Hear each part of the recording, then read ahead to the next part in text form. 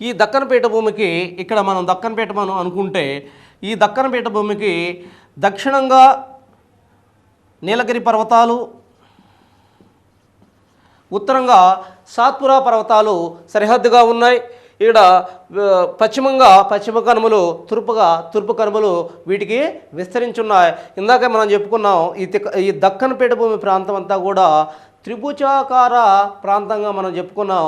దీనిలో మనకి సాత్పురా పర్వతాలు ఉత్తర సరిహద్దుగా ఉన్నాయి. మిమ్మల్ని అడుగుతాడు క్వశ్చన్ ఇదే విధంగా, దక్కన్ పీఠభూమి యొక్క ఉత్తర సరిహద్దున ఏ పర్వత వ్యవస్థ ఉంది అని అడుగుతాడు. సాత్పురా పర్వత వ్యవస్థ ఉంది.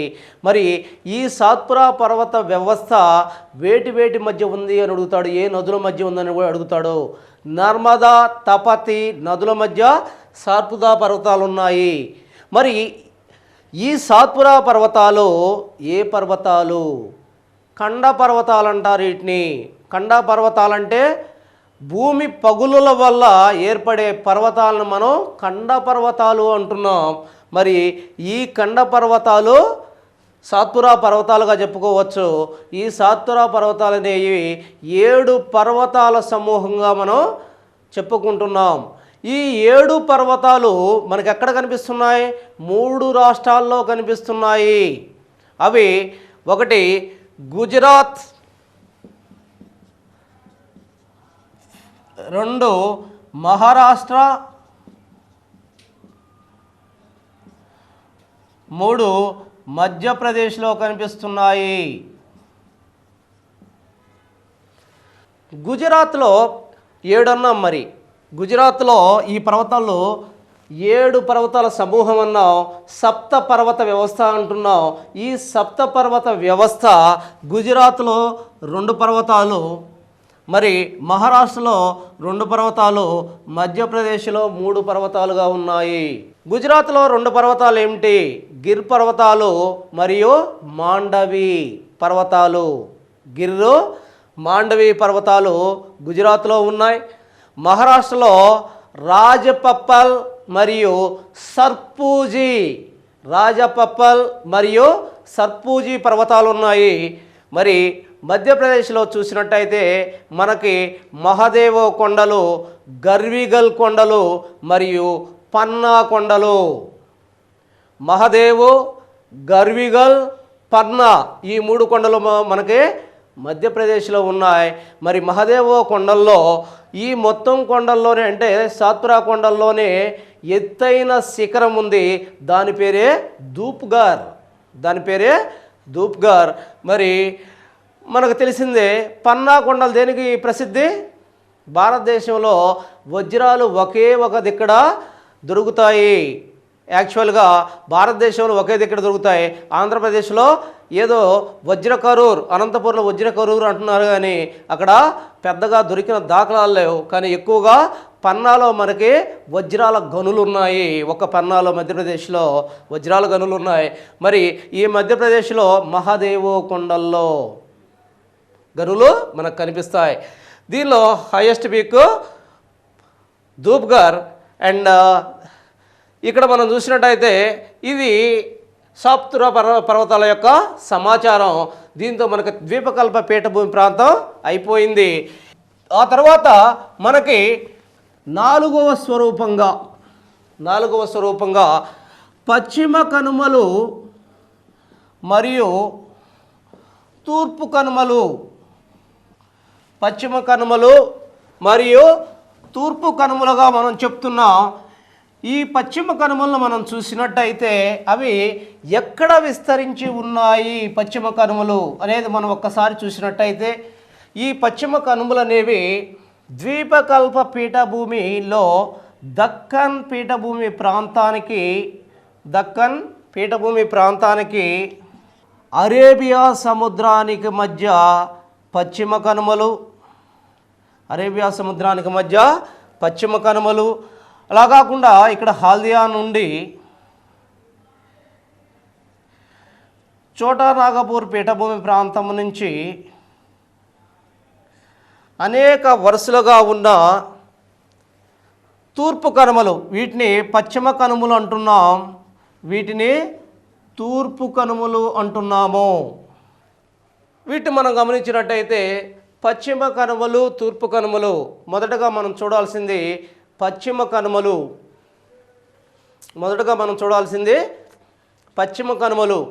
పశ్చిమ కనుమలు ఒక్కసారి మనం గమనించినట్టయితే ఇక్కడ చూడండి, మీకు బొమ్మలోనే కనిపిస్తుంది. ఇక్కడ ఇందాక దక్కన పీఠభూమి వచ్చింది. దక్కన పీఠభూమికి ఇటు అరేబియా తీరానికి మధ్యలో విస్తరించిన పర్వత వ్యవస్థని మనం పశ్చిమ కనుమలుగా చెప్పుకోవచ్చు. ఇందాక ఇక్కడ ద్వీపకల్ప పీఠభూమి ఉండిందా? ఈ ద్వీపకల్ప పీఠభూమికి ఇక్కడ అరేబియా సముద్రానికి మధ్యలో ఏమున్నాయి? పశ్చిమ కనుమలు. ఇదంతా పర్వత వ్యవస్థ ఉన్నాయి. మరి ఈ పశ్చిమ కనుమలు ఎక్కడ నుంచి ఎక్కడ వరకు విస్తరించి ఉన్నాయి అనేది చాలా ఇంపార్టెంట్.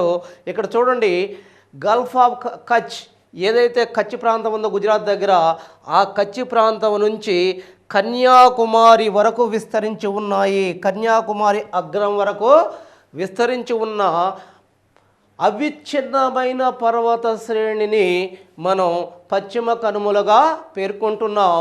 ఈ పశ్చిమ కనుమలు నిట్రవాలులతో కూడి అరేబియా సముద్రం వైపుకి దగ్గరగా వంగి ఉండడం వల్ల ఈ ప్రాంతంలో తీర మైదాన ప్రాంతం సన్నగా ఏర్పడింది. ఇవి తూర్పు కనుమలతో పోలిస్తే ఎత్తైన పర్వత వ్యవస్థగా, నిట్రవాలులతో కూడి ఉన్న పర్వత వ్యవస్థగా వీటిని చెప్పవచ్చు. ఇవి అవిచ్ఛిన్నంగా ఏర్పడిన పర్వత వ్యవస్థ, దట్టమైన రాకీ వ్యవస్థగా వీటిని పేర్కొనవచ్చు. అనేక రకాల కఠిన శిలలతో కూడి, అగ్నిమయ ప్రక్రియ వంటి కఠిన శిలలతో కూడి గ్రానైట్, నీస్, సిస్ట్, గుర్తుపెట్టుకోవాలి. గ్రానైట్, నీస్, సిస్ట్ అనే రాకీ పదార్థంతో, శిలలతో ఏర్పడిన పర్వత వ్యవస్థగా వీటిని చెప్పుకోవచ్చు. వీటిని మనం చూసినట్టయితే ఇక్కడ చూడండి, ఇక్కడ మహారాష్ట్ర ప్రాంతం, ఇక్కడ కర్ణాటక వరకు వీటిని మొత్తాన్ని కూడా ఏమంటారంటే సహ్యాద్రి పర్వతాలు అంటారు. అందుకనే వీటి మొత్తాన్ని పశ్చిమ కనుమలు కొన్నిసార్లు సహ్యాద్రి పర్వతాలని పేర్కొనడం జరిగింది. ఎందుకు సహ్యాద్రి పర్వతాలు అంటున్నారంటే ఈ మహారాష్ట్ర మరియు కర్ణాటక ప్రాంతాల్లో వీటిని సహ్యాద్రి పర్వతాలు అంటున్నారు. అయితే ఇక్కడ ఒక విషయం గమనించాలి మీరు. ఈ రెండు రాష్ట్రాల్లో కలిపి వీటిని సహ్యాద్రి పర్వతాలు అంటున్నారు. మరి ప్రాంతీయంగా ఏ రాష్ట్రం ఆ రాష్ట్రం ఏమని పేర్లతో పిలుస్తుంది దీన్ని? చాలా ఇంపార్టెంట్, గుర్తుపెట్టుకోవాలి. వీటిని కేవలం మహారాష్ట్రలో చూస్తే ఈ రెండు రాష్ట్రాల్లో కలిపి సహ్యాద్రి అంటున్నారు. మరి మహారాష్ట్రలో చూస్తే, ఒక్క మహారాష్ట్రలో మనం చూసినట్టయితే వీటిని సత్మలై, హరిశ్చంద్ర అనే పేర్లతో వీటిని పిలవడం జరుగుతుంది ఈ ప్రాంతంలో. మరి ఈ మహారాష్ట్ర ప్రాంతంలో వీటిల్లో ఎత్తైన శిఖరం ఏంది? జాగ్రత్తగా గమనించాలి. ఎత్తైన శిఖరం కాల్సుబాయ్. ఎత్తైన శిఖరాన్ని కాల్సుబాయ్ శిఖరము అంటున్నాం. ఆ తర్వాత ఇక్కడ కర్ణాటక తీసుకోండి. కర్ణాటకలో కూడా దీన్ని వేరు వేరు నామాలతో పిలుస్తున్నారు. మరి ఆ వేరు నామాలు ఏంటి? బ్రహ్మగిరి కొండలు అంటున్నారు, వరాహగిరి కొండలు అంటున్నారు, రత్నగిరి కొండలు అంటున్నారు, బాబు బుడాను కొండలు అంటున్నారు. అనేక రకాల పేర్లతో ఈ ప్రాంతంలో పిలవడం జరుగుతుంది. అవి కూడా మీరు గుర్తుపెట్టుకోవాలి, ఏ పేర్లతో పిలుస్తున్నారు. మళ్ళీ ఈ రెండిట్లో కలిపి ఏమని పిలుస్తున్నారు వీటిని? సహ్యాద్రి పర్వత వ్యవస్థగా వీటిని పిలుస్తూ ఉన్నారు. ఆ తర్వాత ఎక్కడైతే మనకి పాల్ఘాట్, ఇక్కడ ఈ పర్వత వ్యవస్థలో 3 ఘాట్లు ఉంటాయి. ఒకటి పాల్ఘాట్, తాల్ఘాట్, బోర్ఘాట్. ఏంటి అవి? వాటి గురించి తర్వాత చూద్దాం. ఫస్ట్ది తాల్ఘాట్, థాల్. 2 భోర్, 3 పాల్. ఇవన్నీ కూడా ఘాట్స్ అంటే ఇవి కూడా రహదారులే. ఇందాక చెప్పుకున్నాం, ఈ పర్వత వ్యవస్థ అంతా కూడా అవిచ్ఛిన్నంగా ఉంటుంది. మరి ఇటు పక్కోళ్ళు ఇటు రావడానికి మధ్యలో ఉండే రహదారుల్ని మనం ఘాట్స్ అంటున్నాం. 3 ఘాట్స్ మనకు కనిపిస్తాయి, తాల్ఘాట్, బోర్ఘాట్, పాల్ఘాట్. సో వీటిని పక్కన పెడితే ఇక్కడ ఆ తర్వాత ఇక్కడ దాకా మనం ఏమున్నాం, ఈ కర్ణాటక దాకా వీటిని వివిధ పేర్లతో పిలుస్తారు అన్నాం. మరి కర్ణాటక దాటిన తర్వాత ఇక్కడ తమిళనాడులో మనం చూసినట్టయితే ఈ పర్వతాలు నీలగిరి పర్వతాలుగా పరిణామం చెందుతాయి. వీటినే నీలగిరి పర్వతాలు అంటున్నారు. ఈ నీలగిరి ఏది వెస్టర్న్ ఘాట్స్, ఈస్టర్న్ ఘాట్స్ నీలగిరి పర్వతాలుగా మారలేదు. వెస్టర్న్ ఘాట్స్ మాత్రమే నీలగిరి పర్వతాలుగా మారినాయి. ఇక్కడ నీలగిరిని గురించి మనం ఖచ్చితంగా చెప్పుకోవాలి. వీటిని కృష్ణగిరులు అని కూడా అంటారు నీలగిరుల్ని. మరి నీలగిరి యొక్క ఇంపార్టెన్స్ ఏంటి? దీంట్లో హయ్యెస్ట్ పీక్, ఎత్తైన శిఖరం ఉంది.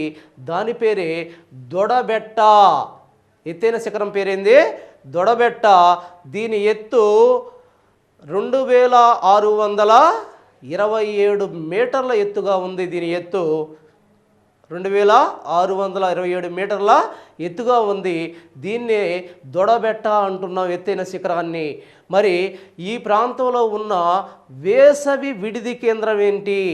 మన దక్షిణాది ప్రజలందరూ కూడా ఈ ప్రాంతంలోకి వేసవి విడిది కేంద్రానికి ఎండాకాలంలో పోతూ ఉంటారు. ఇదొక రిహాబిలిటేషన్ ప్లేసు.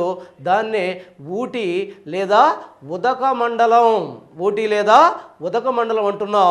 అది ఈ ప్రాంతంలోనే మనకు కనిపిస్తుంది. ఎక్కడ? నీలగిరి ప్రాంతంలో మనకు కనిపిస్తుంది. మరి నీలగిరి ప్రాంతంలో మనకి ఇంకొక ఇంపార్టెంట్ విషయం ఏంటంటే ఇక్కడ 2 రకాల జనాలు నివసిస్తున్నారు. ట్రైబ్స్ అంటే మనం ఎస్టీస్ అంటున్నాం. ఈ అనాగరిక జాతులు 2 నివసిస్తున్నాయి. ఒకటి తోడాలు, 2 బొడియాలు. ఈ తోడాలని కానీ మనం ఒకసారి చూసినట్టయితే భారతదేశంలో ఉన్న వివాహ వ్యవస్థకు వ్యతిరేకమైన వివాహ వ్యవస్థను కలిగి ఉన్నారు తోడాలు. మరి ఈ వివాహ వ్యవస్థకు వ్యతిరేకమైన వివాహ వ్యవస్థని ఏ విధంగా కలిగి ఉన్నారు? వీళ్ళు బహుభార్యాతత్వాన్ని కలిగి ఉన్నారు. ఒక్కొక్కరు 20 నుంచి 30 మంది భార్యల్ని కలిగి ఉంటారు. ఈ బహుభార్యాతత్వాన్ని వీళ్ళు కలిగి ఉన్నారు. అటువంటి తోడాలు ఇక్కడ నివసిస్తున్నారు. వీళ్ళనే తోడాస్ అని మనం చెప్పడం జరిగింది. ఆ తర్వాత మనం చూసినట్టయితే ఇక్కడ పాల్ఘాట్ కింద నుంచి చూడండి, ఇక్కడ చూడండి, జాగ్రత్తగా చూడండి. పాల్ఘాట్ కింద నుంచి ఈ పర్వత వ్యవస్థ ఏర్పడడం అనేది కొంత సంక్లిష్టంగా కనిపిస్తుంది మనకి. చూడండి, ఇక్కడి నుంచి ఇది కేరళలో ప్రవేశించింది ఈ పర్వత వ్యవస్థ. కేరళలో వీటిని అన్నామలై పర్వతాలు అన్నారు. ఈ అన్నామలై పర్వతాలలో ఎత్తైన శిఖరాన్ని అనైముడి శిఖరం అన్నారు. ఈ అనైముడి శిఖరం యొక్క ఎత్తు 2695 మీటర్లుగా ఉంది. ఇది దక్షిణ భారతదేశం మొత్తంలోనే అతి ఎత్తైన శిఖరంగా గుర్తించబడింది. అతి ఎత్తైన శిఖరంగా గుర్తించబడింది. మరి కేరళలో వీటిని అన్నామలై కొండలన్నాం.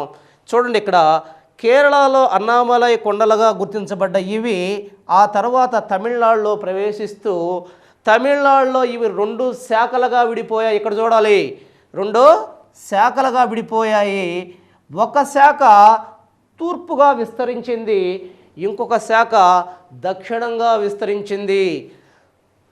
తూర్పుగా విస్తరించిన శాఖను పళని కొండలు అంటారు. ఏమంటారు? పళని కొండలు అంటారు. మరి పళని కొండలు దేనికి ఫేమస్? దేనికి ప్రాముఖ్యత కలిగి ఉన్నాయి పళని కొండలు? ఇక్కడ ఒక వేసవి విడిది కేంద్రం ఉంది. దానినే కొడైకెనాల్ ఏమంటున్నారు? ఇందాక ఊటీ అని చెప్పుకున్నాం, ఇప్పుడు కొడైకెనాల్ అనే ప్రాంతం ఇక్కడే మనకి రిహాబిలిటేషన్ ప్రాంతం. అది ఈ ప్రాంతంలో మనకు కనిపిస్తూ ఉంది. ఇది ఒక శాఖ పళని కొండలు. మరి 2వ శాఖ పళని కొండలు ఒక శాఖగా చెప్పుకున్నాం. మరి 2వ శాఖగా ఉన్న ఈ శాఖ ఎటు ప్రయాణిస్తుంది? దక్షిణంగా ప్రయాణించే ఈ శాఖని కార్డమమ్ హిల్స్ ఏమంటున్నారు? Cardamom hills. వీటినే యాలుకల కొండలు, యాలుకల కొండలు అంటున్నారు. ఈ ప్రాంతంలో అధిక మొత్తంలో, ఈ కొండల ప్రాంతాలలో అధిక మొత్తంలో యాలకులు పండించడం వల్ల ఈ కొండల్ని యాలుకల కొండలు అంటున్నారు. ఇవి తమిళనాడులో దక్షిణ చివరగా ఏర్పడ్డ పర్వత వ్యవస్థ. అంతేకాదు భారతదేశంలో దక్షిణంగా ఉన్న పర్వత వ్యవస్థగా కూడా వీటిని చెప్పుకోవచ్చు. మరి ఈ పశ్చిమ కనుమల గురించిన సమాచారం అయితే, పశ్చిమ కనుమల్లో మనం అవిచ్ఛిన్నంగా ఏర్పడతాయన్నాం. ఈ అవిచ్ఛిన్నంగా ఏర్పడిన ఈ పర్వత వ్యవస్థలో మనకు మూడు ఘాట్స్ కనిపిస్తాయి. చూడండి ఇక్కడ చూడండి. ఇప్పుడు 1 తాల్ ఘాట్, 2 బోర్ ఘాట్, 3 పాల్ ఘాట్. ఇక్కడ చూడండి, ఇది తాల్ ఘాట్, ఇది బోర్ ఘాట్, ఇది పాల్ ఘాట్. 2 కూడా మహారాష్ట్రలో ఉంటాయి. తాల్ ఘాట్, బోర్ ఘాట్. పాల్ ఘాట్ అనేది కేరళకి తమిళనాడుకి మధ్యలో విస్తరించి ఉన్న ఘాట్గా దీన్ని చెప్పుకోవచ్చు. తాల్ ఘాట్, ఈ తాల్ ఘాట్ అనేది బాంబే నుండి పూణే నుంచి మధ్యప్రదేశ్లో ఉన్న ఇండోర్ను కలుపుతూ ఈ ప్రాంతంలో దీని గుండా మార్గం వేయబడింది. తర్వాత బోర్ ఘాట్ని తీసుకుంటే, బోర్ ఘాట్ బొంబాయి టు నాసిక్ ప్రాంతాలని రెండుటిని కలుపుతూ మన ప్రభుత్వం ఇక్కడ రహదారి వేయబడింది. చాలా జాగ్రత్తగా గుర్తుపెట్టుకోవాలి. తాల్ ఘాట్ ఏమో బాంబే టు పూణే టు ఇండోర్ వరకు రహదారి వేయబడింది. మరి బోర్ ఘాటు బాంబే టు నాసిక్కి, తర్వాత దక్షిణ ప్రాంతాలకి అక్కడి నుంచి రహదారులు వేయబడింది. మరి పాల్ ఘాట్ చూస్తే వీటన్నిటికన్నా చాలా విశాలమైన ఘాటుగా దీన్ని చెప్పుకోవచ్చు, పెద్ద ఘాటుగా. అందుకే దీన్ని నదీ విసర్జిత లోయగా కూడా పిలుస్తారు. ఏమని పిలుస్తారు? నది విసర్జిత లోయ అని పిలుస్తారు. మరి ఈ ఘాట్ అనేది చాలా వెడల్పుగా ఉంటుంది. ఇది కేరళ తమిళనాడుని కలుపుతూ ఉంటుంది ఈ ఘాటు. ముఖ్యంగా కేరళలో కొచ్చిన్ అనే ప్రాంతాన్ని, తమిళనాడులో కోయంబత్తూర్ అనే ప్రాంతాన్ని, రెండింటినీ కలుపుతూ వేయబడ్డ ప్రాంతంగా మనం దీన్ని గుర్తించవచ్చు. మరి ఈ రకంగా 3 ఘాట్స్ను దీంట్లో మనం చూస్తున్నాము. 3 ఘాట్స్ని మనం చూస్తున్నాం. ఇది యాక్చువల్గా పశ్చిమ కనుమల గురించిన సమాచారం దీంట్లో మనం క్షుణ్ణంగా చదవడం జరిగింది. ఇక్కడ మీరు ఒకటే గుర్తుపెట్టుకోవాలి, పశ్చిమ కనుమలలో ప్రాంతీయంగా రకరకాల పేర్లతో పిలుస్తున్నారు. వాటి యొక్క పరిణామ క్రమం ఏ విధంగా జరిగిందని మీరు కంప్లీట్గా మ్యాప్లో చదవాలి. కానీ బిట్లుగా చదివితే ఒక 100 బిట్లు చదివినా సరే దీంట్లో మీకు క్లారిటీ రాదు. సో ఆ తరువాత తూర్పు కనుమలు చూడండి. తూర్పు కనుమలు, ఇక్కడ తూర్పు కనుమలను మనం చూసినట్టయితే, తూర్పు కనుమలు ఎప్పుడు కూడా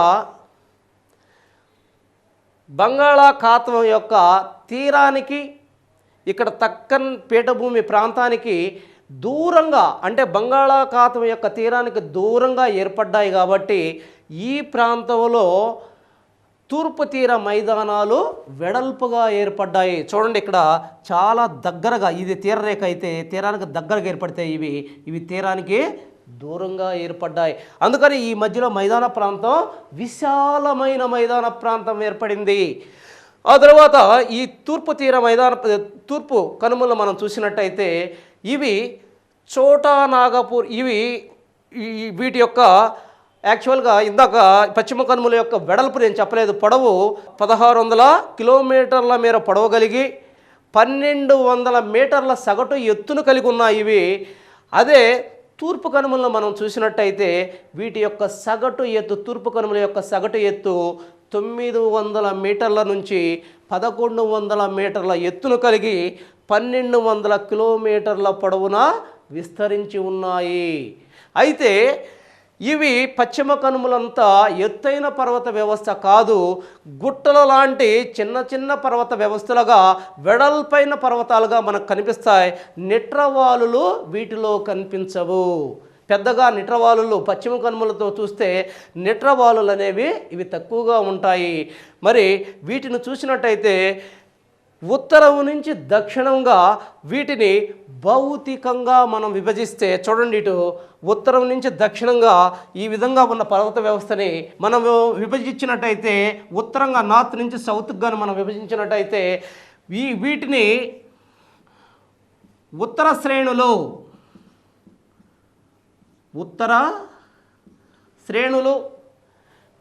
ఇక్కడ మధ్య కడప శ్రేణులు, ఇవి దక్షిణ శ్రేణులు. మూడుగా విభజిస్తున్నాము. మామూలుగా భౌతికంగా విభజిస్తే వీటిని మూడుగా విభజించాం. మన సౌలభ్యం కోసం వీటిని మూడుగా విభజించుకున్నాం. వీటిని ఉత్తర శ్రేణులు అన్నాం, మధ్యగా ఉన్న వాటిని కడప శ్రేణులు అన్నాం, వీటిని దక్షిణ శ్రేణులు అన్నాం. వీటిలో ఉత్తరంగా ఉన్న శ్రేణులు ఏంటి? ఇవి ఎక్కడ విస్తరించున్నాయి? ఇవి ఒరిస్సా ప్రాంతంలో విస్తరించున్నాయి. ఈ ఉత్తరంగా ఉన్న శ్రేణుల్ని మనం అనేక రకాల పేర్లతో మనం పిలవడం జరిగింది. వాటిలో ఉత్తరంగా వీటిని ఒరిస్సాలో బాగా జాగ్రత్తగా గమనించండి. విమలగిరి, నియంగిరి, కోరాపుట్, ఏంటి విమలగిరి, నియంగిరి, కోరాపుట్ కొండలుగా మనం ఈ ఉత్తర కొండల్లో మనం చెప్పుకుంటున్నాం. మరి దక్షిణాదిన ఏర్పడిన కొండలు, ఈ దక్షిణంగా ఉండే ఈ కొండలను మనం ఏమంటున్నామంటే ఇవి తమిళనాడులో విస్తరించి ఉన్నాయి. ఈ దక్షిణ కొండలన్నీ కూడా దక్షిణ శ్రేణులు అంటున్నాం. బాగా గమనించాలి. ఉత్తర శ్రేణులు, కడప శ్రేణులు, దక్షిణ శ్రేణులు. ఉత్తర శ్రేణుల్లో మనం ఎక్కడున్నాయని చెప్పుకున్నాం, మనం ఒరిస్సాలో ఉన్నాయని చెప్పుకున్నాం. వీటిని అనేక పేర్లతో పిలుస్తారని కూడా చెప్పాను. తర్వాత దక్షిణ శ్రేణులు, కడప శ్రేణులు మనవి కాబట్టి వీటిని క్షుణ్ణంగా అధ్యయనం చేయాల్సి ఉంటుంది. అందుకనే దక్షిణ శ్రేణులు కాడకు వచ్చాం. దక్షిణ శ్రేణులు అనగా ఇవి తమిళనాడు ప్రాంతంలో విస్తరించి ఉన్నాయి. ఇక్కడ వీటిని జాజి, జవ్వాడి అండ్ షవరాయ్ కొండలని పిలుస్తారు. జాజి, జవ్వాడి మరియు షవరాయ్ కొండలని వీటిని ఈ ప్రాంతంలో పిలవడం జరుగుతుంది. ఇన్ని రకాలుగా వీటిని పిలుస్తున్నారు ఇక్కడ. తర్వాత ఇక్కడ నుంచి చాలా ఇంపార్టెంటు, ఇటు తెలంగాణకి కానీ ఇటు ఆంధ్ర వాళ్ళకి కానీ చాలా ఇంపార్టెంట్. ఎందుకంటే ఈ కొండలన్నీ కూడా, కడప శ్రేణులన్నీ కూడా మనకు సంబంధించిన శ్రేణులు కాబట్టి చాలా ఇంపార్టెంటు. ఒక్కొక్క డిస్టిక్లో ఒక్కొక్క పేర్లతో పిలుస్తున్నారు. వీటిని జాగ్రత్తగా గమనించాలి. ముఖ్యంగా ఈ శ్రేణులు ఏదైతే కడప శ్రేణులు, ఇక్కడ చూడండి, కడప శ్రేణులు ఎక్కడికి వస్తాయి? ఆంధ్రప్రదేశ్ నుంచి, ఇక్కడ ఆంధ్రప్రదేశ్ మొత్తంలో ఉన్న శ్రేణులు. ఇక్కడ ఆంధ్ర రాష్ట్రంలో చూసినట్టయితే ఈ కడప శ్రేణులన్నీ కూడా కొంచెం పర్వత వ్యవస్థను కలిగి ఉన్నాయి. అదే మన తెలంగాణలో చూసినట్టయితే ఈ పర్వతాలన్నీ కూడా ఒక గుట్టల వలె కనిపిస్తున్నాయి. జాగ్రత్తగా గమనించాలి. ఆంధ్రాలో చూస్తే ఇవి కొంచెం కొండల వ్యవస్థను కలిగి ఉన్నాయి, పర్వత వ్యవస్థను కలిగి ఉన్నాయి. అదే తెలంగాణలో చూస్తే ఇవి గుట్టలుగా ఏర్పడి ఉన్నాయి. ఆ విషయాన్ని మాత్రం కంపల్సరిగా మీరు గమనించాలి. అంతేకాకుండా ఈ పర్వతాలు ఒక్కసారి చూడండి. ఇక్కడ ఈ పర్వతాలు, ఇక్కడ కృష్ణా గోదావరి, ఇది గోదావరి, ఈ కృష్ణా మధ్య ఈ పర్వత వ్యవస్థ ఉండదు. మొన్న క్వశ్చన్ అడిగాడు, ఏ నదీ వ్యవస్థల మధ్య ఈ పర్వతాలు అదృశ్యమయ్యాయి? ఏ నదీ వ్యవస్థల మధ్య? కృష్ణా గోదావరి నదుల మధ్య ఇవి కనిపించవు. మరి రెండో క్వశ్చన్, ఏ నదీ వ్యవస్థల మధ్య ఇవి నిజమైన పర్వతాలుగా కనిపిస్తాయి? గోదావరి మహానది. బాగా గమనించాలి. ఎక్కడుంది మహానది? ఒరిస్సాలో ఉంది మహానది. మహానది గోదావరిల మధ్య ఈ పర్వతాలు నిజమైన పర్వతాలుగా కనిపిస్తాయి. మరి గోదావరి, కృష్ణా నదుల మధ్య ఈ పర్వతాలు అదృశ్యమై ఆ తర్వాత కృష్ణా తర్వాత మళ్ళీ ప్రారంభం అవడం మనం చూస్తాం. ఇక్కడ చూడండి, క్లియర్గా కనిపిస్తుంది మీకు. ఈ ప్రాంతంలో నిజమైన పర్వతాలు కనిపిస్తాయి, ఈ ప్రాంతంలో ఈ నదుల మధ్య కనిపించట్లేదు, మరలా కింద కనిపిస్తున్నాయి. ఈ విషయాన్ని మీరు జాగ్రత్తగా గమనించాలి. ఈ కనుమల్లో మనం చూసినట్టయితే కడప శ్రేణులు అంటున్నాం. మరి మన ఆంధ్రప్రదేశ్లో, ఇటు ఆంధ్ర రాష్ట్రంలో, తెలంగాణలో వీటిని వివిధ పేర్లతో పిలుస్తున్నారు. వీటిని జాగ్రత్తగా గమనించండి. ముఖ్యంగా విశాఖపట్నం నుంచి, శ్రీకాకుళం, విశాఖపట్నం నుంచి వద్దాం. శ్రీకాకుళం, విశాఖపట్నాల్లో వీటిని, శ్రీకాకుళం, విజయనగరం, విశాఖపట్నాల్లో వీటిని సింహగిరి కొండలు అంటారు. జాగ్రత్త. సింహగిరి కొండలు అంటారు. ఇక్కడ ఒక చిన్న విషయం గమనించాలి. విశాఖపట్నం దగ్గర ఈ పర్వతాలు సముద్రములోకి కొంత చొచ్చుకుపోయాయి. సముద్రంలోకి కొంత చొచ్చుకుపోయిన ఈ పర్వతాలలోని ఒక భాగాన్ని యారాడ కొండ అంటున్నారు. జాగ్రత్త, యారాడ కొండ అంటున్నారు. ఈ కొండ వల్ల విశాఖపట్నంలో సహజ సిద్ధమైన ఓడరేవు ఏర్పడటానికి కారణమైంది.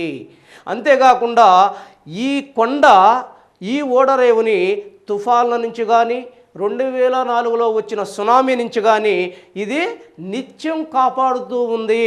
జాగ్రత్తగా గమనించాలి. ఏ కొండ చాలాసార్లు అడిగాడు దీని మీద బిట్లు. మరి నిత్యం సముద్రం యొక్క కెరటాలు ఈ కొండని కొడుతూ క్రమక్షయం చేయడం వల్ల ఈ కొండ కొంత వంగి సముద్రం వైపునకు వంగి దాని యొక్క పైభాగం డాల్ఫిన్ యొక్క ముక్కు ఆకారంలో కనిపించడం వల్ల దానిని డాల్ఫిన్ నోస్ అంటున్నారు. ఈ విషయాలు చాలా జాగ్రత్తగా గమనించాలి. ఇప్పుడు మనం చెప్పుకున్నాం ఎక్కడ విశాఖపట్నం, విజయనగరం, తర్వాత శ్రీకాకుళంలో వీటిని సింహగిరి కొండలు అంటున్నారని చెప్పాం. ఆ తర్వాత మనకి మ్యాప్లో చూసినట్లయితే వచ్చే డిస్ట్రిక్ట్స్ ఏంటి? తూర్పుగోదావరి, పశ్చిమ గోదావరి. ఈ ప్రాంతంలో వీటిని పాపి కొండలు అంటున్నారు. ఈ పాపి కొండలు అనేవి విహారయాత్రానికి ప్రసిద్ధి చెంది ఉన్నాయి, మీరు చూసే ఉంటారు. ఆ తర్వాత కృష్ణా డిస్ట్రిక్ట్కి వచ్చేసరికి వీటిని కొండవీటి కొండలు, మొఘల్ రాజపురం కొండలు, ఇంద్రకీలాద్రి కొండలు అనేక పేర్లతో వీటిని పిలవడం జరుగుతుంది. ఆ తర్వాత గుంటూరు దగ్గరకు వచ్చేసరికి వీటిని కోటప్ప కొండ, వినుకొండ అనేక రకాలుగా పిలుస్తున్నారు. ఆ తర్వాత గుంటూరు తర్వాత మనం చూసినట్టయితే ప్రకాశం డిస్టిక్ వచ్చేలకే వీటిని చీమకుర్తి కొండలు అంటున్నారు. విశాఖ నుంచి నెల్లూరు వచ్చేసరికి వీటిని ఎర్రమలై కొండలు, వెలికొండలు అని పేర్లతో పిలుస్తున్నారు. ఆ తర్వాత మనం చూసినట్టయితే ఇక్కడ నెల్లూరు ఉంటుంది. ఈ నెల్లూరు దగ్గర వీటిని వెలికొండలు అంటున్నాం. ఆ తర్వాత వచ్చేసరికి ఇక్కడి నుంచి ఇది తమిళనాడు కాబట్టి ఇక్కడి నుంచి మళ్ళీ ఇటు తిరుగుతుంది. ఇక్కడ చిత్తూరు ఉంటుంది. మరి చిత్తూరులో వీటిని ఏ పేర్లతో పిలుస్తున్నారు? చిత్తూరులో వీటిని శేషాద్రి కొండలు ఫేమస్. ఇది ఎందుకు ఫేమస్? వెంకటేశ్వర స్వామి అనే ఒక స్వామి ఈ ప్రాంతంలోనే నిలయమై ఉన్నాడు. ఏనుగు మల్లమ్మ కొండలు, అంతేకాకుండా ఆవులపల్లి కొండలు అనేక పేర్లతో పిలుస్తున్నారు. ఒకటి శేషాద్రి కొండలు, ఏనుగు మల్లమ్మ కొండలు మరియు ఆవులపల్లి కొండలు అనేది చాలా ఇంపార్టెంట్. ఈ ఏనుగు మల్లమ్మ కొండల దగ్గర ఈ ప్రాంతంలో ఒక హార్స్లీ హిల్స్ అనే ఒక రిసార్ట్, ఈ మొత్తం కొండల ప్రాంతంలో ఉన్న ఒకే ఒక సమ్మర్ రిసార్ట్గా దీన్ని చెప్పచ్చు. దాన్నే హార్స్లీ హిల్స్ అంటున్నాం. అది ఏనుగు మల్లమ్మ కొండల శిఖరాలు, ఆ పర్వత ప్రాంతాల్లో ఉండటం మనం గమనిస్తాం. కడప దగ్గర వీటిని పాలకొండలు అంటున్నారు.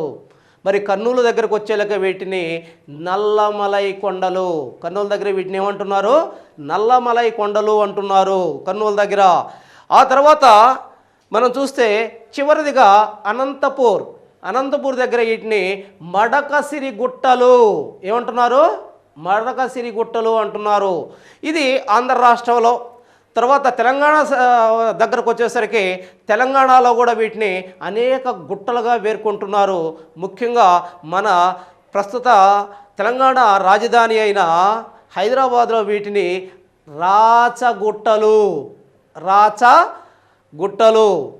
ఆ తర్వాత రంగారెడ్డిలో వీటిని అనంతగిరి గుట్టలు అంటున్నారు.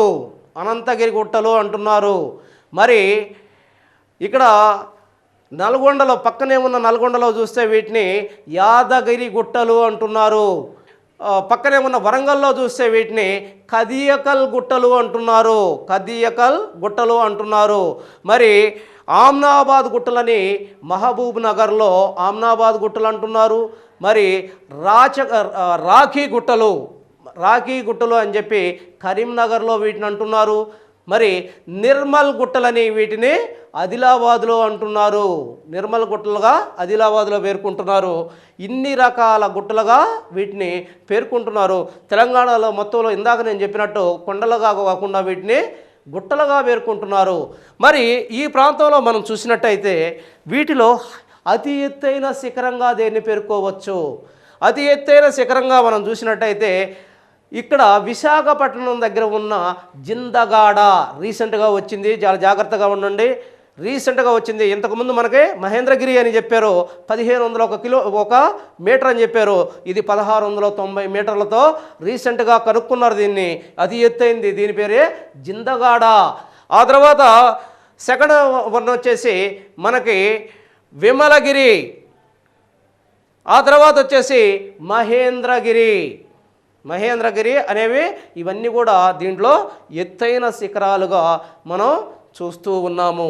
మరి వీటిని కానీ మనం చూసినట్టయితే వీటిని తూర్పు తీర మైదాన ప్రాంతాలుగా మనం గుర్తించడం జరుగుతూ ఉంది.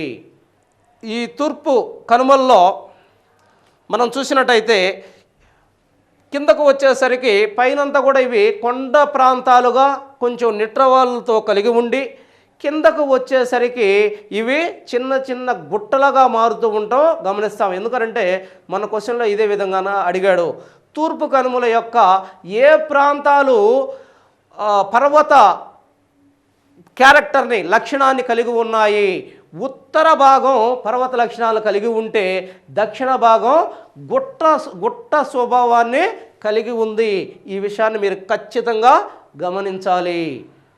సో మనకి ఇప్పటివరకైనా పాఠ్యాంశంలో 5 ప్రధాన భూస్వరూపాల్లో మనం 4 భూస్వరూపాల గురించి క్షుణ్ణంగా అధ్యయనం చేయడం జరిగింది. మొదటి ఇది హిమాలయాలు, రెండవది మధ్య మహా మైదాన ప్రాంతాలు, మూడవదిగా మనం చూసినట్టయితే ద్వీపకల్ప పీఠభూమి ప్రాంతం, నాలుగవదిగా పశ్చిమ కనుమలు మరియు తూర్పు కనుమల గురించి మనం క్షుణ్ణంగా అధ్యయనం చేయడం జరిగింది. మరి 5వదిగా తూర్పు తీర మరియు పశ్చిమ తీర మైదానాలు. ఈ తూర్పు తీర పశ్చిమ తీర మైదానాలను మనం చూసినట్టయితే భారతదేశంలో తీర మైదాన ప్రాంతాలు అనేవి చాలా ఇంపార్టెంట్ అయిన మైదానాలు. మరి ఈ ప్రాంతాలు భారతదేశంలో ఎక్కడి నుంచి ఎక్కడికి విస్తరించి ఉన్నాయి? ఈ తీర మైదానం అనేది మనం మొదటి పాఠ్యాంశంలో చెప్పుకున్నట్టు 22 డిగ్రీల అక్షాంశం వరకు ఇవి జలభాగంలోకి భారతదేశం చొచ్చుకుని పోయింది. మరి 22 డిగ్రీల వరకు చొచ్చుకుని పోయినందువల్ల ఇది 1600 కిలోమీటర్ల మేర జలభాగంలోకి చొచ్చుకుని పోయింది.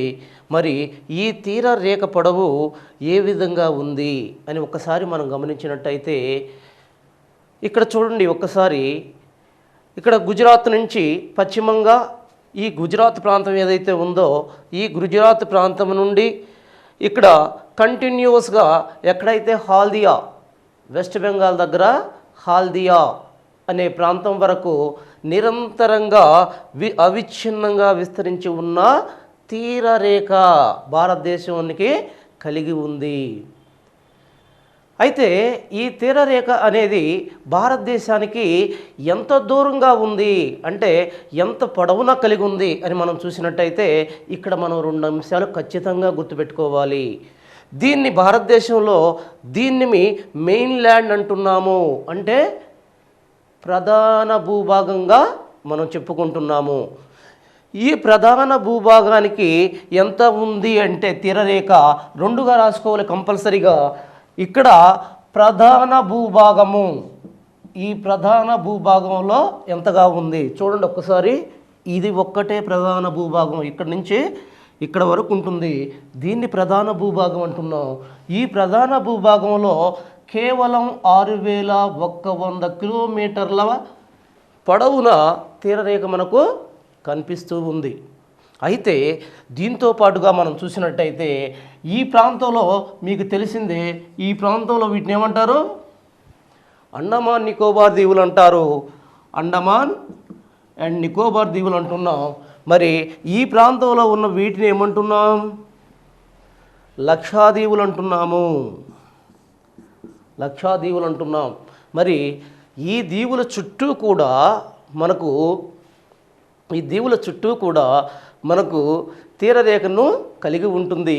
మరి ఈ తీరరేఖ మొత్తం భారతదేశ భూభాగానికి ఎంత తీరరేఖ ఉంది అని కానీ మనం గమనించినట్టయితే మొత్తంగా చూసినట్టయితే 7516 కిలోమీటర్ల పొడవైన తీరరేఖను కలిగి ఉంది భారతదేశం.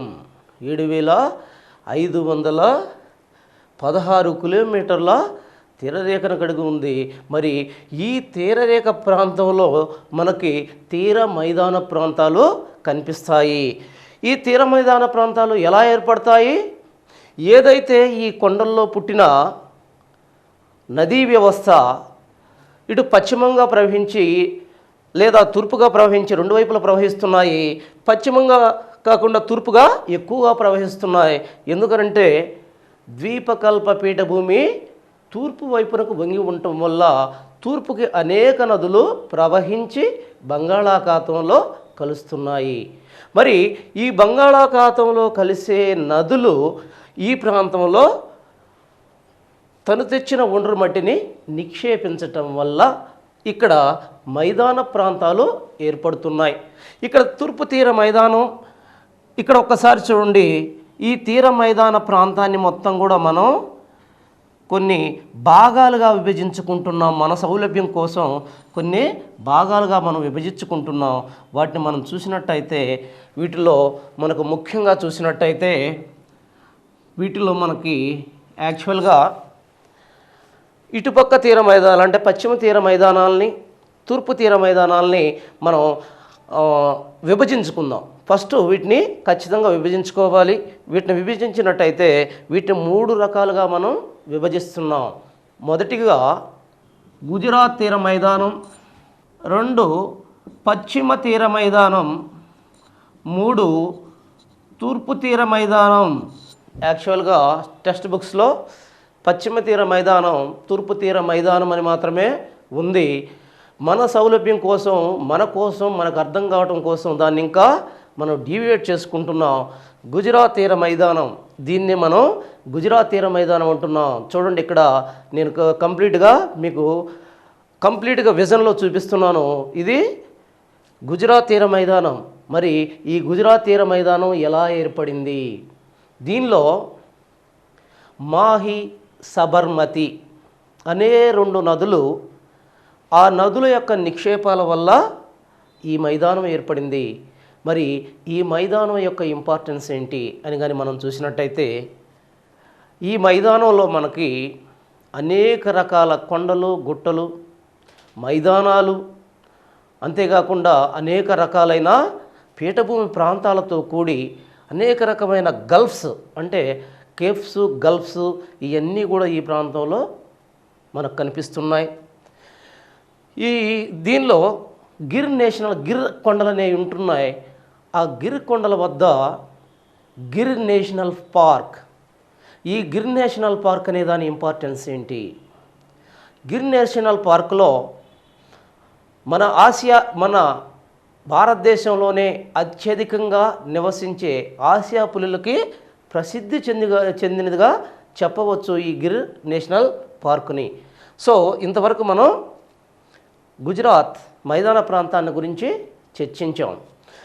ఆ తర్వాత పశ్చిమ మైదాన ప్రాంతం.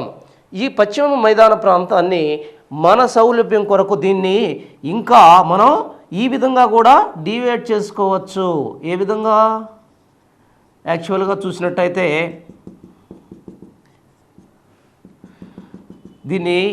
ఈ మైదాన ప్రాంతాలను మనం చూసినట్టయితే పశ్చిమ మైదాన ప్రాంతం, ఫస్ట్ పశ్చిమ మైదాన ప్రాంతాలు ఎక్కడ నుంచి ఎక్కడికి విస్తరించి ఉన్నాయనేది మనం తెలుసుకోవాలి.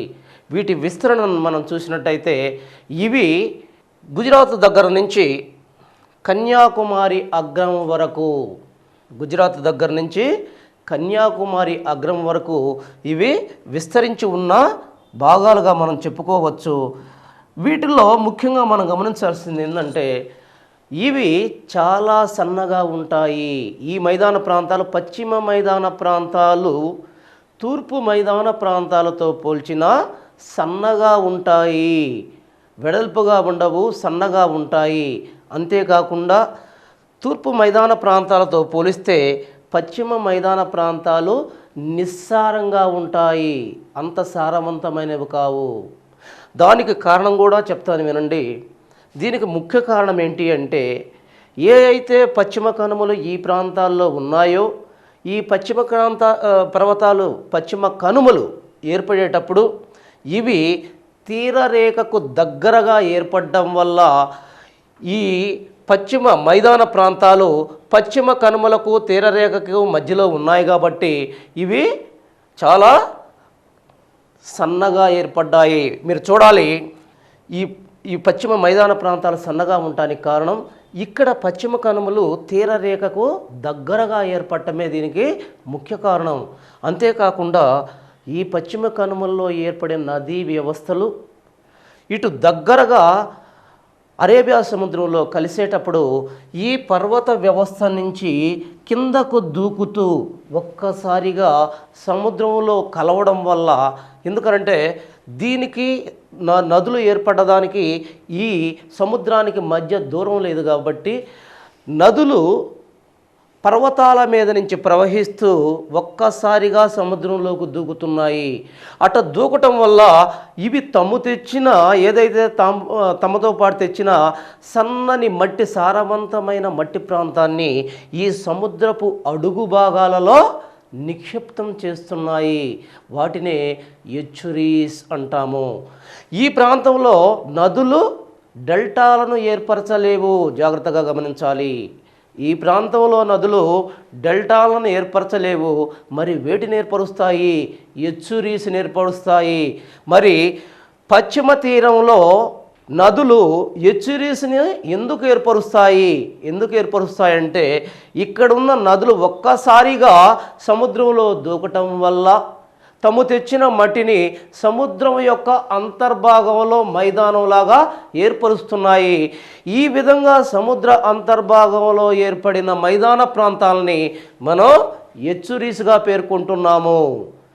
ఇక్కడ మీరు గమనించాల్సింది ఒకటే, పశ్చిమ తీర మైదానంలో డెల్టాలు ఏర్పడవు, ఎచ్చురీస్ మాత్రమే ఏర్పడతాయి. జాగ్రత్తగా గమనించండి.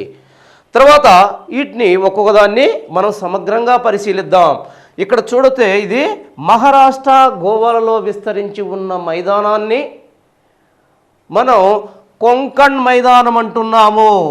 కొంకణ్, ఈ మైదానం అంటున్నాం, కొంకణ్ మైదానం అంటున్నాము. దీని యొక్క ఇంపార్టెన్స్ ఏంటి? ఈ కొంకణ్ మైదానాన్ని మనం చూసినట్టయితే దీన్ని ఎమర్జెంట్ మైదానం అంటారు. ఎమర్జెంట్ అంటే భూమి పైకి లేవడం వల్ల ఏర్పడ్డ మైదానంగా పేర్కొంటున్నాం. మరి ఎందుకు పేర్కొంటున్నామంటే దీన్ని యాక్చువల్గా ఇది బొంబాయి దగ్గర మనకి అనేక రకమైన దీంతో పగడపు దిబ్బలు అంటే పగడపు పురుగుల వల్ల ఏర్పడిన దిబ్బలు ఇక్కడ ఈ ప్రాంతంలో కనిపించటం వల్ల మనకు ఈ ప్రాంతం పైకి లేచింది, ఉద్భేదనం చెందిన మైదాన ప్రాంతంగా ఇది గుర్తించబడింది. మరి దీని పొడవు ఎంతగా ఉంది? 500 కిలోమీటర్ల పొడవు కలిగి ఉంది. ఇది ఎక్కడ చూసినట్టయితే ఇది గోవా నుంచి డయ్యూ వరకు విస్తరించి ఉంది. అన్ని పాయింట్లు మీరు ఖచ్చితంగా గుర్తుంచుకోవాలి. ఇది కొంకణ్ మైదాన ప్రాంతం. కొంకణ్ రైల్వే మార్గం, దాన్ని ఎక్స్ప్రెస్ హైవే అంటున్నాం. ఈ కొంకణ్ రైల్వే మార్గం కూడా ఈ ప్రాంతంలో వేయబడింది. రెండవదిగా మనం చూసినట్టయితే ఇది కర్ణాటకలో ఉన్న దీన్ని కెనరా తీరము అంటున్నాము. ఈ కెనరా తీరాన్ని మనం ఒక్కసారి చూసినట్టయితే ఈ కెనరా తీరం యొక్క ఇంపార్టెన్స్ ఏంటి? దీనిలో చూసినట్టయితే ఇది 275 కిలోమీటర్ల మేర విస్తరించి ఉంది. మరి దీనిలో మనం చూసినట్టయితే దక్షిణము కొంచెం వెడల్పుగా ఉంటుంది. పైకి పోయే కొంది సన్నగా కనిపిస్తుంది.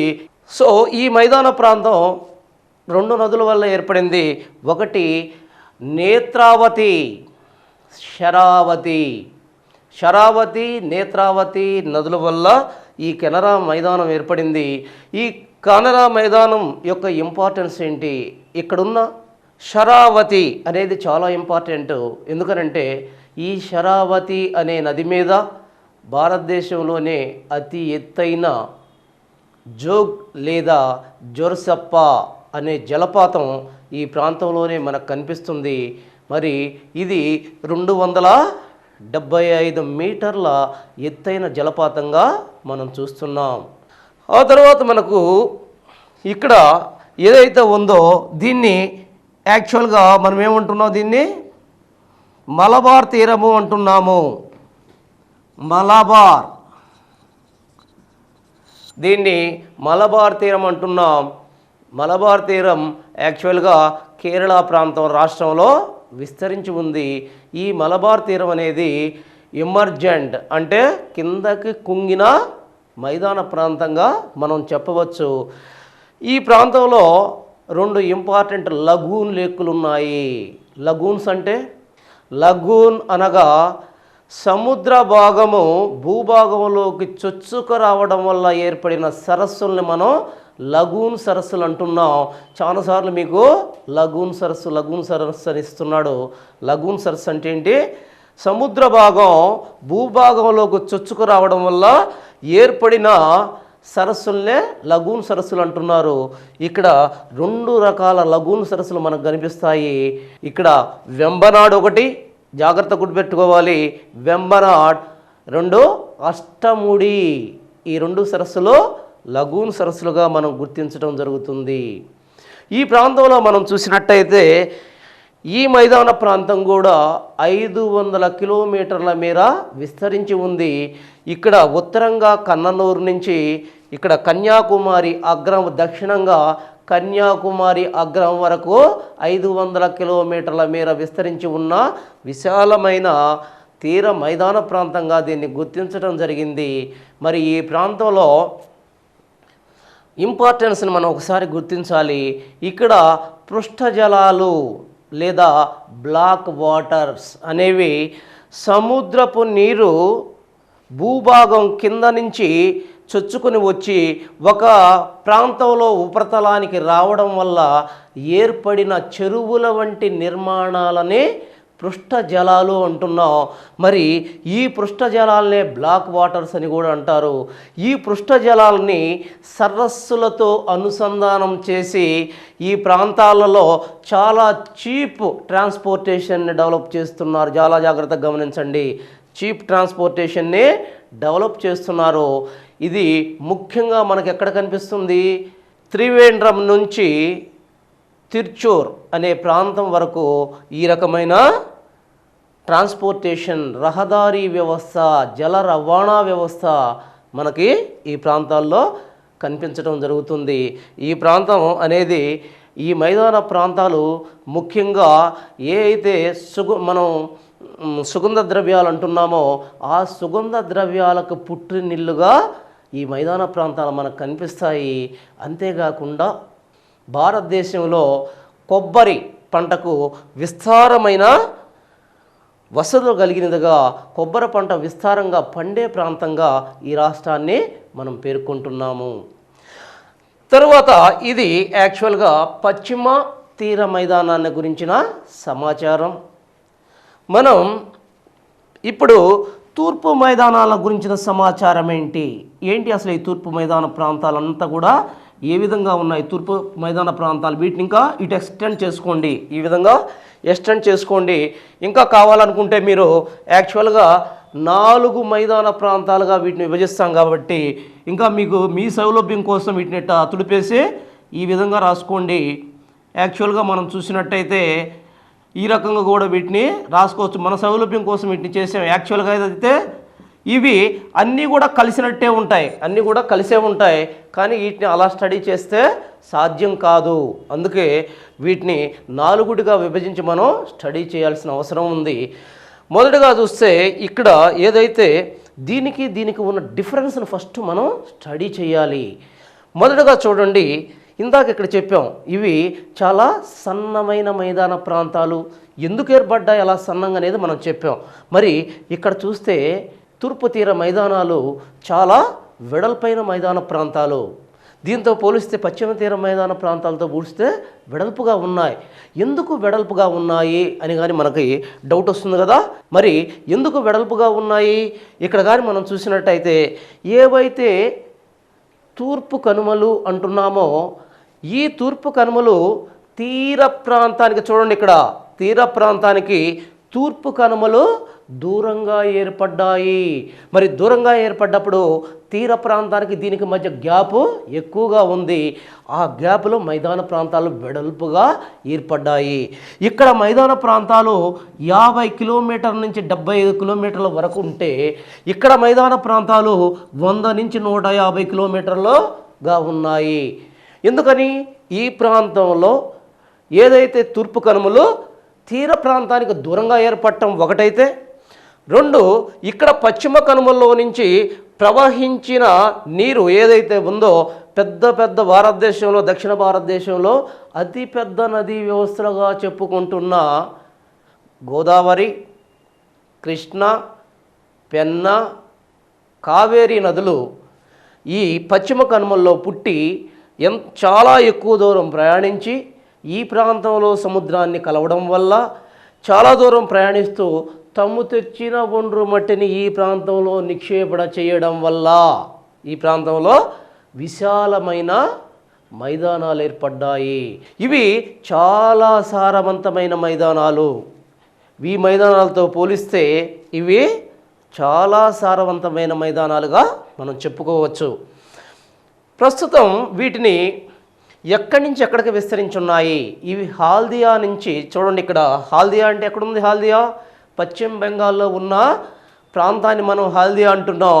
హాల్దియా నుంచి ఇక్కడ కేప్ ఆఫ్ కెమరూన్, కన్యాకుమారి అగ్రము వరకు విస్తరించి ఉన్నాయి. ఇవి 100 నుంచి 150 కిలోమీటర్ల వెడల్పు కలిగి ఉన్నాయి. చాలా సారవంతమైన మైదాన ప్రాంతాలు. మరి వీటిని మనం 4 మైదాన ప్రాంతాలుగా విభజిస్తున్నాం. ఇక్కడ చూడండి ఒక్కసారి, వెస్ట్ బెంగాల్లో వీటిని వంగతీర మైదానాలు అంటున్నాం. ఇక్కడ ఒరిస్సాలో వీటిని ఉత్కళ్ మైదానాలు అంటారు. ఆంధ్రప్రదేశ్లో వీటిని సర్కార్ మైదానాలు అంటారు. తమిళనాడులో వీటిని కోరమండల్ మైదానాలు అంటారు. కోరమండల్ మైదానాలు అంటారు.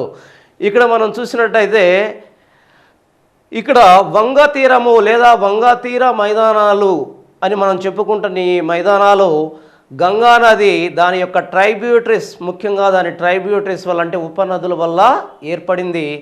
ఈ మైదాన ప్రాంతం అనేది ముఖ్యంగా చాలా సారవంతమైన మైదాన ప్రాంతం. ఈ మైదాన ప్రాంతంలో మనకి ముఖ్యంగా సుందర్బన్స్ కనిపిస్తున్నాయి. మడ అడవులు, ప్రపంచంలోనే అతిపెద్దవైన మడ అడవులు ఈ ప్రాంతంలో మనకు కనిపిస్తున్నాయి. మరి ఈ అడవుల్లో మనకి ముఖ్యంగా తెల్ల పులులు కనిపిస్తాయి. ఈ అడవుల్లో మనకి తెల్ల పులులు కనిపిస్తాయి. ఆ తర్వాత మనం చూసినట్టయితే ఉత్కళ మైదానం. మరి ఈ ఉత్కళ మైదానం అనేది ఒరిస్సాలో కనిపిస్తుంది మనకి. ఈ ఉత్కళ మైదానాన్ని మనం గమనించినట్టయితే, ఉత్కళ మైదానం ముఖ్యంగా దీనిలో ఏ నది వల్ల ఈ మైదానం ఏర్పడింది? మహానది. మరి ఈ మహానది మీద ప్రపంచంలోనే అతి పెద్దదైన, అతి పొడవైన హిరాకుడ్ డ్యామ్ నిర్మించడం జరిగింది. అంతేకాకుండా ఇక్కడ భారతదేశంలోనే అతి పొడవైన లగూన్ సరస్సు ఉన్నది. ఏంటా లగూన్ సరస్సు? చిల్కా సరస్సు. ఏ లగూన్ సరస్సు అది? చిల్కా సరస్సు ఉన్నది ఈ ప్రాంతంలో. ఆ తర్వాత మనం చూసినట్టయితే ఇక్కడ ఇంకొక ఇంపార్టెంట్ పాయింట్ ఏంటంటే, ఈ ప్రాంతంలో ఆలివ్ రిడ్లే అనే తాబేళ్ళు లేదా నక్షత్రాకారపు తాబేళ్ళు, వాటి సంరక్షణ ప్రాంతం ఈ ప్రాంతంలో మనకు కనిపిస్తుంది ఒరిస్సాలో. తరువాత సర్కార్ తీరము అంటున్నాం. ఏంటిది సర్కార్ తీరం అంటే?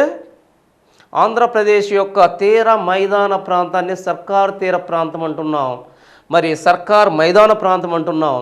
మరి ఈ మైదాన ప్రాంతం ఏ నదుల వల్ల ఏర్పడిందని మనం ఒకసారి గమనించినట్టయితే, గోదావరి, కృష్ణ, పెన్న నదుల యొక్క సంయుక్త నిక్షేపణల వల్ల ఈ మైదాన ప్రాంతం ఏర్పడటం మనం చూస్తాం.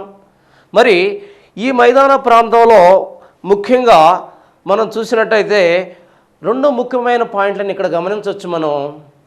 ఈ మైదాన ప్రాంతంలో మనకి రెండు ముఖ్యమైన సరస్సులు కనిపిస్తాయి.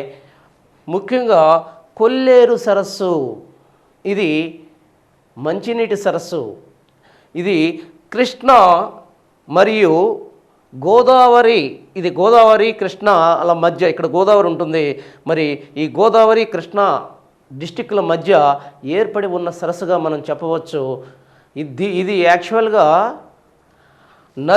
నది వక్రత వల్ల ఏర్పడింది. ఈ వర్డ్స్ని మీరు చాలా జాగ్రత్తగా గమనించాలి. నేను చిన్నగా చెప్తాను, జాగ్రత్తగా అర్థం చేసుకోండి. నది వక్రత, నదులు వక్రించడం వల్ల ఏర్పడేసిన సరస్సుగా చెప్పుకోవచ్చు. దీనినే ఆ వక్రం వల్ల అది ఏ ఆకారంలో కనిపిస్తుందంటే ఎద్దు అడుగు ఆకారంలో కనిపిస్తుంది. కాబట్టి దీనినే ఎద్దడుగు సరస్సు అని కూడా అంటారు. దీనిని ఇంగ్లీష్లో ఆక్స్ బౌ సరస్సు అని కూడా అంటారు. చాలాసార్లు ఆక్స్ బౌ అని ఇస్తున్నాడు ఇంగ్లీష్లో, అదే గుర్తుపెట్టుకోండి. ఎందుకంటే ఆక్స్ బౌ అని ఇస్తున్నాడు. ఆక్స్ అంటే ఎద్దు, బౌ అంటే దాని యొక్క అడుగు. ఆ అడుగు ఆకారంలో ఉంటుంది కాబట్టి దీన్ని ఆక్స్ బౌ సరస్సు అంటున్నారు. మరి దీని యొక్క ఇంపార్టెన్స్ ఏంటి? వలస పక్షులకు ఇది చాలా కేంద్రంగా ఉంది ఆంధ్రాలో చూస్తే. అంతేకాకుండా రీసెంట్గా ఇది అనేకమైన కబ్జాలకు గురవుతున్న ఒక సరస్సుగా చెప్పొచ్చు. ఇది తరిగిపోతుంది, దీని యొక్క వైశాల్యం తరిగిపోతూ మనకు కనిపిస్తూ ఉంది. అంతేకాకుండా దీన్ని ఇంకొక రకంగా చూసినట్టయితే ఈ ప్రాంతంలో ఇది మంచినీటి సరస్సు, ముఖ్యంగా మంచినీటి సరస్సు. ఒకప్పుడు ఇది ఉప్పునీటి సరస్సుగా ఉండింది. ఇది కృష్ణా నది వల్ల మంచినీటి సరస్సుగా మారింది. మొన్న రీసెంట్గా అడిగిన క్వశ్చన్ దీని మీద, ఈ కొల్లేరు సరస్సులోనికి ఏమేమి ఏర్లు పారుతున్నాయి? ఖచ్చితంగా ఇది కంపల్సరీగా గుర్తుపెట్టుకోవాలి. బుడమిలేరు, రామిలేరు, తమ్మిలేరు. బుడమిలేరు, రామిలేరు, తమ్మిలేరు అనే 3 ఏర్లు దీనిలోకి ప్రవహిస్తున్నాయి. అది కంపల్సరీగా మీరు గుర్తుంచుకోవాలి. తర్వాత రెండవ సరస్సును మనం చెప్పుకున్నట్టయితే పులికాట్ సరస్సు. ఈ పులికాట్ సరస్సు అనేది ఉప్పునీటి సరస్సు. యాక్చువల్గా ఈ పులికాట్ సరస్సులో మనం చూసినట్టయితే ఇది తమిళనాడు, ఆంధ్రప్రదేశ్లో విస్తరించి ఉంది. అయితే ఆంధ్రప్రదేశ్లో 75% ఆంధ్రప్రదేశ్లోనే విస్తరించింది. కొద్ది భాగమో తమిళనాడులో విస్తరించింది. మరి దీని యొక్క ఇంపార్టెన్స్ మనం చూసినట్టయితే ఇక్కడ ఈ సరస్సు లోపల మనకి ఒక దీవి కనిపిస్తుంది. దాన్ని మనం శ్రీహరికోట దీవి అంటున్నాం. ఈ దీవి మీద మనకి యాక్చువల్గా రాకెట్ లాంచింగ్ కేంద్రం, భారతదేశంలోనే అతి ప్రసిద్ధి చెందిన రాకెట్ లాంచింగ్ కేంద్రంగా ఇది ప్రఖ్యాతిగాంచింది. ఈ ప్రాంతంలో దాన్ని మనం చూస్తాం. ఈ విషయాలను కంపల్సరీగా గుర్తుంచుకోవాలి. ఆ తర్వాత మనకి చివరిదిగా చూసినట్టయితే కోరమండల్ తీర మైదాన ప్రాంతం. ఈ కోరమండల్ తీర మైదాన ప్రాంతం ఎక్కడ కనిపిస్తుంది మనకి? ముఖ్యంగా తమిళనాడు ప్రాంతంలో కనిపిస్తుంది. ఇది కోరమండల తీర మైదాన ప్రాంతం. ఈ తమిళనాడులో మనం చూసినట్టయితే ముఖ్యంగా కావేరీ నది నిక్షేపణల వల్ల ఈ తమిళనాడు తీర మైదాన ప్రాంతం ఏర్పడింది.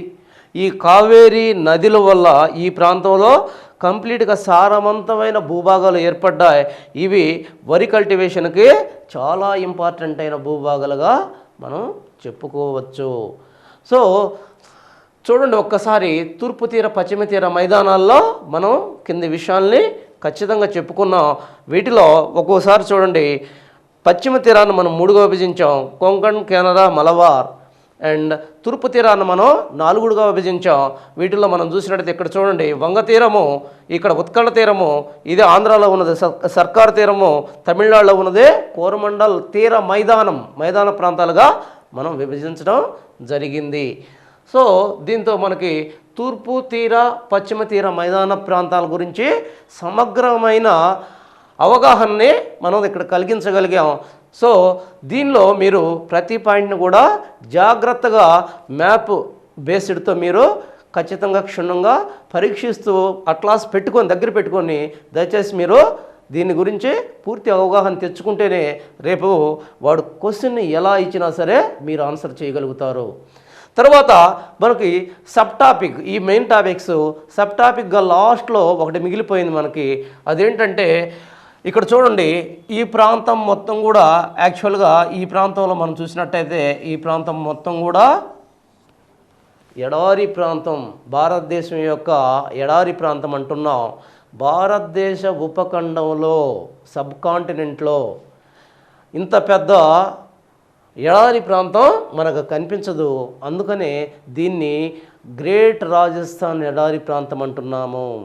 మరి రాజస్థాన్ ఎడారి ప్రాంతం అని ఎందుకు అంటున్నామంటే ఈ ప్రాంతంలోనే మనకు ఎక్కువగా రాజస్థాన్లోనే ఇది కనిపిస్తుంది కాబట్టి దీన్ని రాజస్థాన్ ఎడారి, గ్రేట్ రాజస్థాన్ ఎడారి ప్రాంతం అంటున్నాం.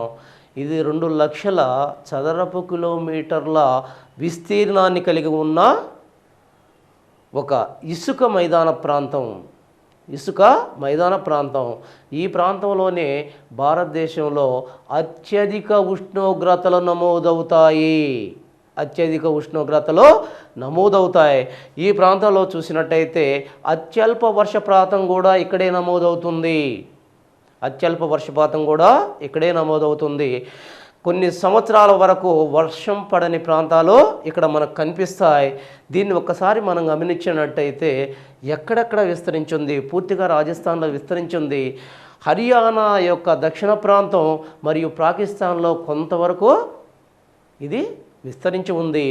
ఇది ఎంత విశాలమైన పశ్చిమంగా విశాలంగా విస్తరించి ఉన్న ఈ ఎడారి ప్రాంతం కాలక్రమేణా ఏదైతే మనం అనుకుంటున్నామో సప్త సింధు ప్రాంతం, ధాన్యాగారాలకు పేరుగడ్డ ప్రాంతంగా మనం భావిస్తున్నామో, ఏదైతే సారమంత భూమిలోకి నిలయంగా మనం భావిస్తున్నామో పంజాబ్ హర్యానా ప్రాంతాలకి చొచ్చుకొని రావటం జరుగుతూ ఉంది.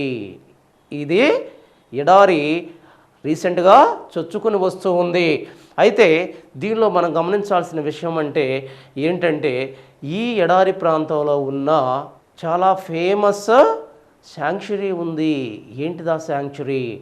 Great desert sanctuary. గుర్తుపెట్టుకోవాలి, గ్రేట్ డెజర్ట్ శాంక్చురీ ఉంది. డెజర్ట్ గుర్తుపెట్టుకోవాలి జాగ్రత్తగా. డెజర్ట్ శాంక్చురీ ఉంది. అంతేకాకుండా ఈ రాజస్థాన్లో ఉన్న కొన్ని జనపదాలు, ముఖ్యమైన పట్టణాలు ఏవి ఈ ఎడారి ప్రాంతంలో ఉన్నాయి అని మనం కానీ చూసినట్టయితే ముఖ్యంగా జైసల్మేర్, బికనీర్, జోధ్పూర్. ఏంటి అవి?